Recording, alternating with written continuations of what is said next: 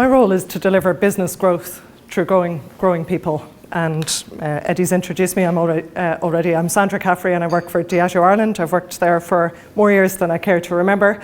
And I'm going to play a short video as well, just to give you a sense of our organisation, who we are and what we do.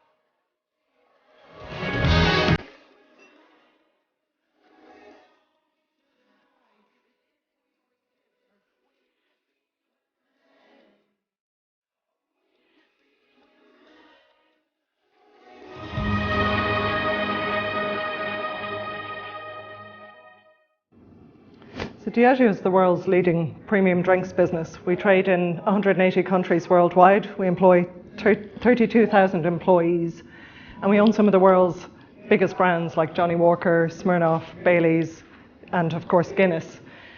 In Ireland, we're located in James's Gate in Dublin, as most of you will know. We also have a head office location in Northern Ireland, in Capitol House. And then we own Baileys, which is located in Anchor Road and also in Northern Ireland. And in addition, we've got a beer packaging facility in Northern Ireland and a sales office in Cork. So geographically spread throughout the island of Ireland. Just a couple of stats, to give you a sense of our business. We employ 1,200 people directly in Ireland and many more through third party. We export 1.2 billion pints every year. Does anybody have any idea what percentage of our production is exported? No? 67% of Guinness that we produce is exported, and 99% of the Baileys that we produce is exported. So we export quite a significant proportion of what we produce every year. We contribute 400 million to the Irish economy through taxation, and Diageo has invested 200 million into Ireland in the last 4 years. So through the regeneration of the Guinness brewing facility in Dublin, in James's Gate, and then investment into our Baileys plant, our beer packaging plant in Northern Ireland. And we've also put investment into the Guinness storehouse. We've opened a visitor centre in Kilkenny, a Smithwick's visitor centre, and we've opened the Open Gate Brewery in Dublin. And some of you may have heard we've just announced that we're going to start distilling Irish whiskey in James's Gate, and we've just made that announcement in the last couple of weeks. So that's significant investment again into Dublin. So that's a little bit about who we are and what we do. As you're all aware, the topic today is about attracting and retaining talent in a flat FMCG organisation. I thought I'd start by just talking about organisation structures in general. Diageo, like most big companies, operates in a matrix organisation structure. And when I joined the business, Ireland was a market in its own right. So we had a really hierarchical, traditional structure, right from entry level through to managing director level, all based in Ireland. So you could see a clear career path right through the organisation. Of course, over time, we've evolved in line with most leading FMCG businesses, and we now have a much flatter organisation structure.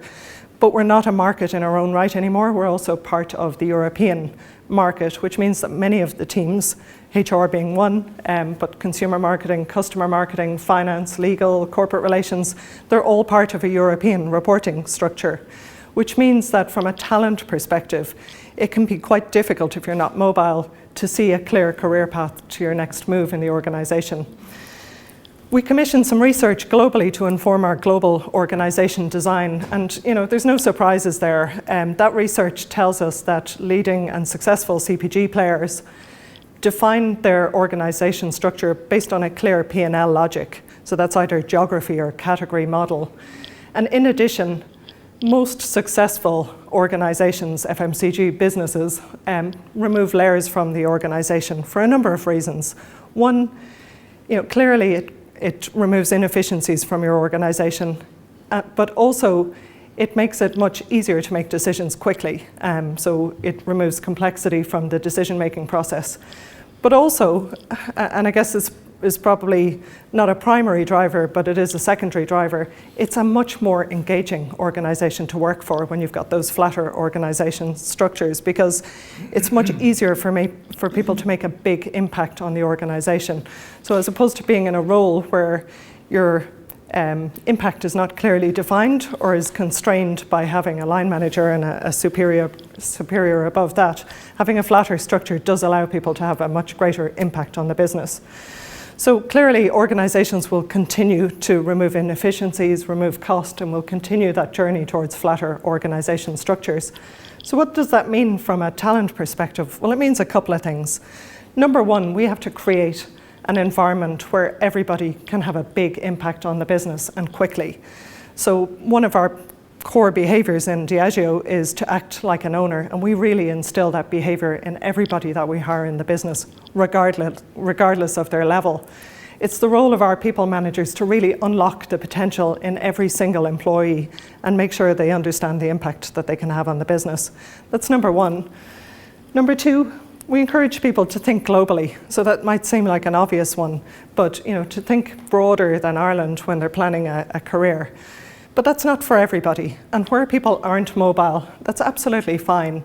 But then we encourage them to think really creatively in terms of the impact that they can have on the wider business. And we've got all of the tools and all of the processes in place to enable people to have a big impact on the organisation. It's about that belief and confidence to be able to have that impact on the wider business. And then thirdly, we've worked really hard over the last couple of years to reframe the definition of what a successful career is. So rather than people feeling like they have to make that jump to the next level in the organisation, actually it's much more about the critical experiences that they gain along the way, and we reward outcomes as opposed to waiting for somebody to have a career move before we make that reward or recognition. So I love this. I love the quote from Sheryl Sandberg's book, Lean In, where she describes her career as a jungle gym, like a kid's climbing frame, where it's kind of up, down, sideways, across, backwards. And actually her career move to Facebook, which is where she's Chief Operating Officer now, was perceived as a significant backward step in her career because she'd gotten to quite an advanced stage with Google at the time. But actually it was that jump that kind of progressed her, propelled her to where she is today. And she took a big risk, but she also took a bet on herself. And that's the conversation we have, particularly with our early career talent, is don't be constrained by feeling like you've got to get to the next level in the organisation. Because actually sometimes when people do that, they plateau in terms of their career progression. What we really encourage people to do is be choiceful about the experiences that they gather along the way. And it's those critical experiences that then accelerate their career ultimately. So I thought a lot about attraction and what we do in terms of talent attraction. And we've heard already today that we do know that having a sense of purpose and meaning is important for people today, and that's particularly true of the millennial population. We also know that they've got an expectation that they'll work for many employers over the course of their career, and that they're less inclined to stay with one employer for a significant period of time as previous generations may have wanted to do. In Diageo, we're really lucky to have iconic brands that people really relate to, and actually those brands give people a sense of who we are, what we do, and what type of organisation we are to work for. And we really leverage and harness that in our candidate attraction campaigns.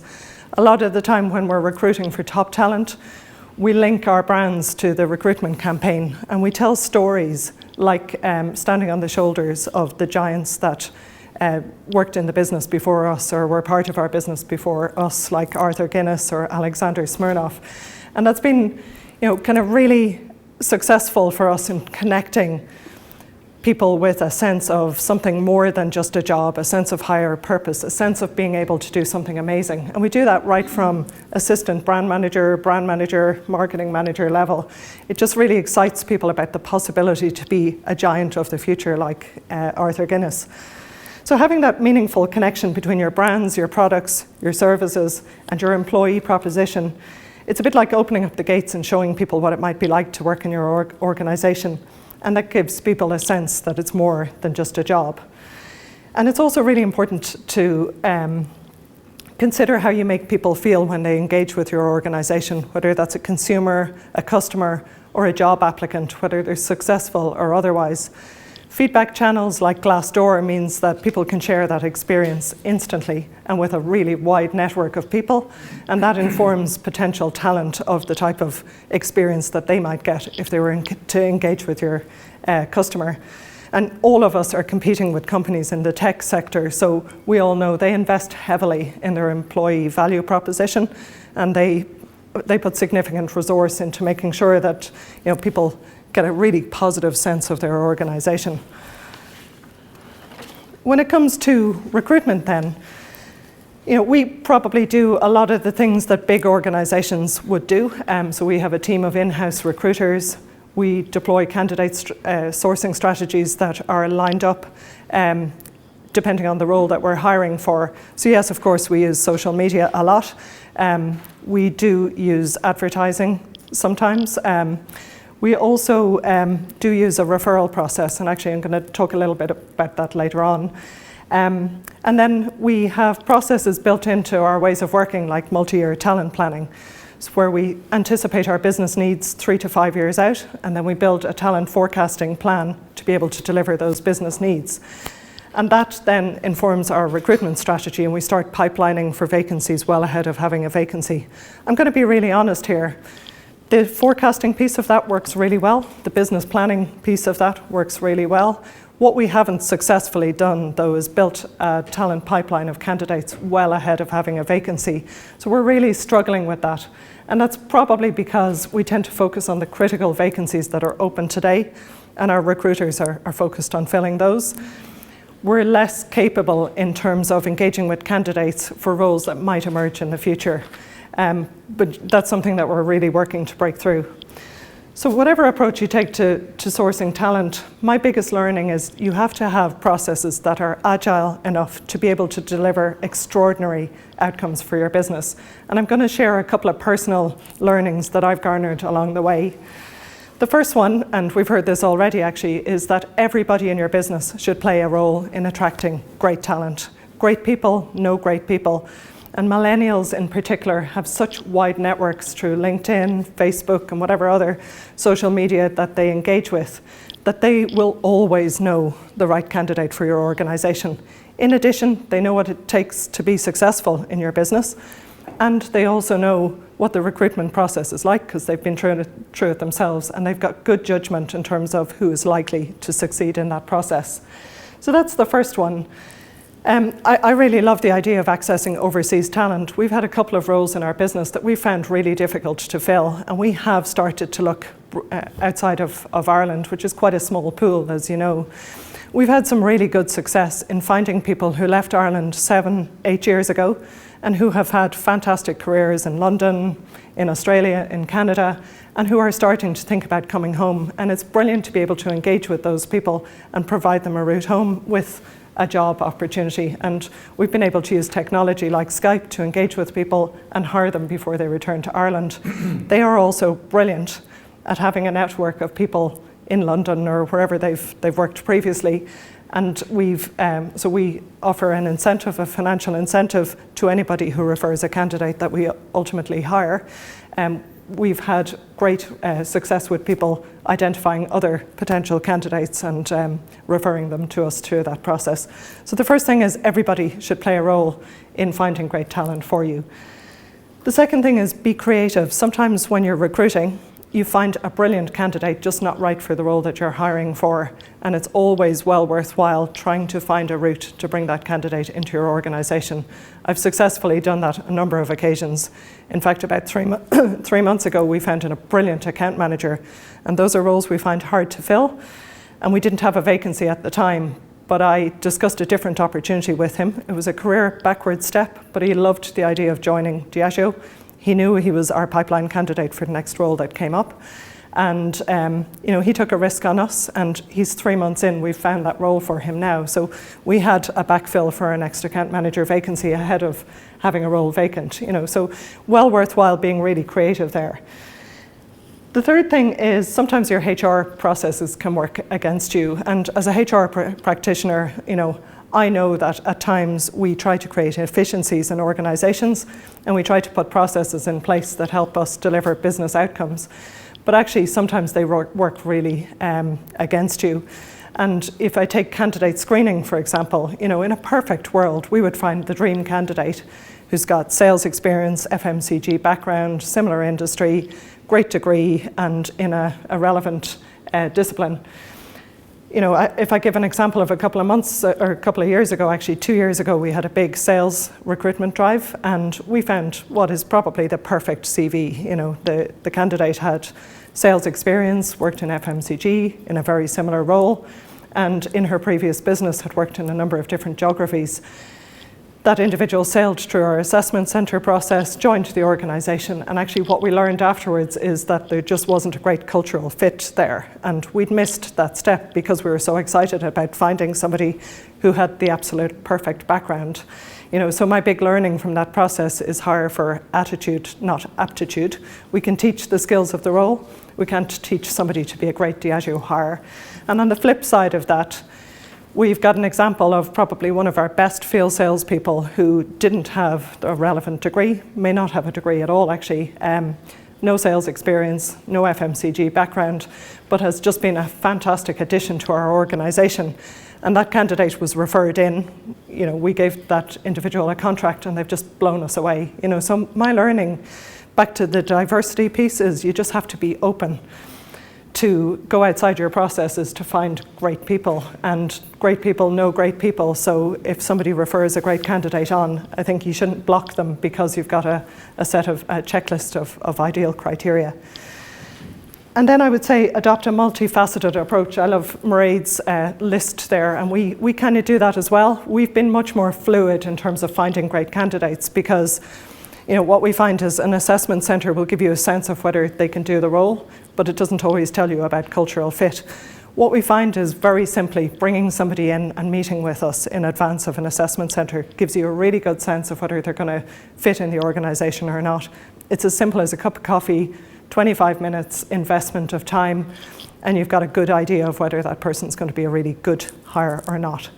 And you won't always get it right, and I think for me it's recognising that quickly and making a call and moving on from it. I think that's really key. I think sometimes we wait too long before we make a call. Oh, sorry, keep doing that. Okay, so sorry, I keep forgetting to move on my slides. So there are no rules really in most big organisations from a talent perspective. So if I think about bringing talent into your business, most organisations will have either a buy strategy where you buy in talent or a grow strategy where you grow talent from within your organisation. And most organisations will do a bit of both.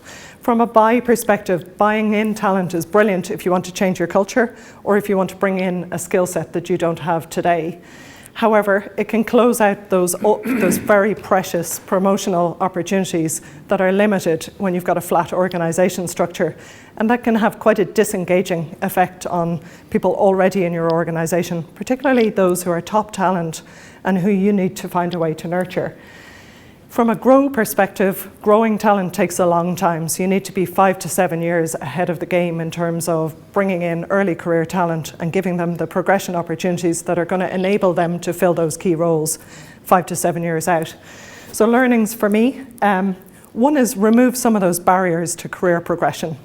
In a flat organisational structure, what you often find is that the move to the next level can be so big that really it's hard to get people to break through to the next level without having some stepping stone roles along the way.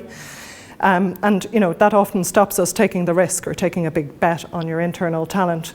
So what we've done is we haven't put more layers into the organisation, but we've been creative in terms of creating different level of roles within a leadership team structure or within a team structure. So you've got some big sales manager roles, and then you've got some medium-sized sales manager roles, all on the same level, all working on the same team, but we now have opportunities for people to kind of grow into those roles and then ultimately take on the bigger role. And similarly in account management, we don't call them this, but we've created kind of junior account management roles so that we can grow talent into those roles. What I've learned from that process is it doesn't always work. So sometimes you take a big bet on an individual, you put them into one of those stepping stone roles, and they'll either flourish or they'll decide it's not for them. So if we take a field sales manager going into account management, it's not for everybody, it's a very different type of role. So we've become quite comfortable, actually. I think when it first happened, I think we internally kind of diagnosed what went wrong, could we have done differently, did we set it up correctly, and we were a bit nervous about it. Actually, what we've learned is giving people a chance is the right thing to do. It is all about giving people an opportunity to shine. And if it doesn't work out, that's absolutely fine. We will find a way to put them back into the role that they held previously. What we noticed is that there was a massive engagement upside to that because their colleagues could see that we had given them a chance, that we'd given them the opportunity, and the individual themselves often is the one that makes the choice. This is not for me. I now know I'm a very good career sales rep and that's what I want to do. So when they go back into their old role, they tend to absolutely shine because they really want to make it work. They value the opportunity, but they also value the fact that we've given them an opportunity to go back into the previous role. So what I've started to do is put people in on secondment so that we can give them time to grow into the role, but we've also got the flexibility to move them back if it doesn't work out. And it's not about thinking it won't work out, it's more about wanting to be flexible enough to be able to address an issue if it happens. So in our business, when I think about how do we retain top talent, we expect everybody in our business to act and behave as a leader. And it's a critical role of every people manager in our business to be able to unlock the potential of every single employee that we've got. So we invest heavily in leadership development programs and coaching for those people managers. We take a group of people managers, people in critical people management roles, aside every quarter, and we invest in their development and their growth in order to make sure that they are well equipped to unlock the potential of every employee in the business. We have a performance management process that is based on knowing me, focusing me. Know me, focus me, value me is the kind of three strands to it. So you need to get to know the individual as a human being, as a person, a whole person inside and outside of work. As you said earlier, focus me, give me some clear goals and tell me what I need to do to achieve them. And then the last piece is value me. So that's all about knowing the individual and knowing what they need in order to set them up for success. So start with the other person's need, what they need from you at that moment, and from that conversation, and that's where true personal growth comes from. And then lastly, we believe that everybody has a unique set of talents. And the role of a line manager is to nurture those skills and talents in order to liberate every employee to do their best work. The future of work is going to be much less about retaining people long term and much more about having people in your organisation that can make a big impact and quickly. So we want to ensure that we create those conditions where everybody can succeed, where we create an environment where everybody can have a big impact. What if we define success around talent retention differently? So if people are going to stay in your company for a chapter of their career rather than a 40-year career, what would that look like in terms of success? For me, it means that we need to identify potential quickly, and we need to find a way to ensure that people have a big impact on the business and quickly. So that is about being really clear on what it takes to identify people's potential and liberating that potential. And it means not being confined by a definition of their role and what the role might demand from them. It's about understanding that they've got potential way beyond that and finding a way to unlock that potential. So future of work studies, I lost my train of thought there. Future of work studies tell us that in Japan today, 50% of babies born will live beyond the age of 100. What that means is that people will have a much longer career in future than they do today. And we know from studies today that people don't want a 40-year career. And actually, if we're really honest, we don't want people to come to us and work for us for 40 years. What we want is that when they're with us, that they make the biggest difference that they can to your business, and that they change and drive the culture by having an attitude and an ambition that's much greater and has a much bigger cultural impact than it would have if they stayed with you for 20, 25 years. So it doesn't matter whether they choose to be with you for 3 years, 6 years, 10 years or more. It's about making sure that when they are with you, that you're maximizing the impact that they have on your business. And the last thing I would say is that people will leave, top talent will move, and it is their ambition to pursue a career that's varied and will translate across multiple businesses. What I would really encourage you to do, and I have done this successfully myself, is keep in touch with people, follow their career, particularly if they're on your succession plan for key roles. And if you have a role that you think they might aspire to, absolutely make contact with them. We've had some great success with people moving on, gaining brilliant experience in other countries, in other markets, or with other businesses. And we've kept in touch and been able to attract them back to our organisation after a couple of years. And they come back a much richer person for that experience. They may have gained experience they wouldn't have got with us because the opportunities to progress to more senior roles are limited. But what that means is when they come back, they can continue with a very different type of career. Thank you.